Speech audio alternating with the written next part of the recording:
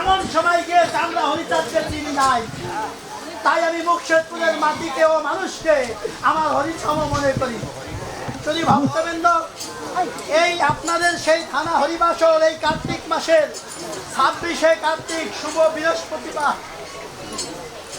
ঠাকুরের বর্ণনা কিভাবে করতাম জানি না, তবে শুনেছি ঠাকুরের অগণিত গোলক পাগল হীরামন ও শ্রী বিক্রির চালক নাট্যব্রজ তারা অনেকেই হরিচাঁদ ঠাকুরকে সেবা দিয়েছে, হরিনাম করেছে।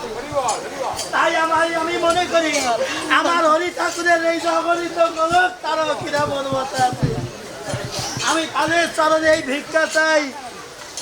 আপনারা 26শে কার্তিক বৃহস্পতিবার বাবা